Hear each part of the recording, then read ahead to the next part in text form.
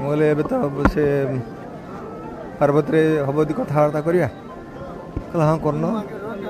कथबार्ता भी करथिले से भी राजी थे या पैसा बहुत मुझे कहले अरे सी पार्वती वाला कहते साथ कथबार्ता करिए कि कथबार्ता करन बोले के पैसा कौन नबू मत 30-35 देवे 40-45 नहीं था 30 कह कोरोना कथा होना मुझे अच्छा हो मुझे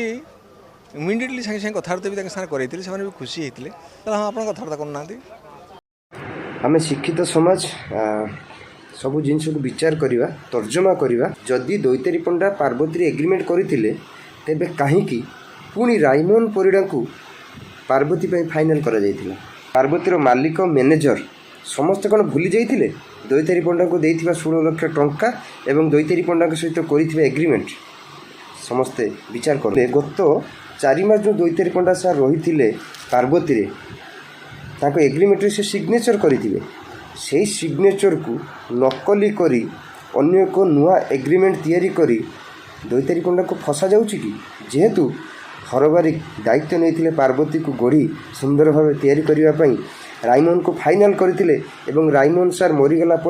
आउ कौन विकल्प नहांती दैतारी पंडा एका ही विकल्प तेणु से सिग्नेचर को नकली करी दैतारी पंडा को फसा जाउछि कि एक कथा को आपण माने निहाती ध्यान देवे। यात्रा जगतर जड़े पुराना वरिष्ठ लोक हिसाब रे रायमोहन परिड़ा मरिबा परे से कौटी कौ मीडिया सामने मंतव्य देवा कई देखिछंती कि कहीं देना एक कथा को भी आपण माने तर्जमा करेंगे। पार्वती गणनाट्य को गढ़ी तोड़बार गुरु दायित्व नहीं जो हरबारिक सार निज बुद्धि निज शिक्षार अपव्यवहार करी दैतारी पंडा को फसवा चेष्टा करुँच जदि करूना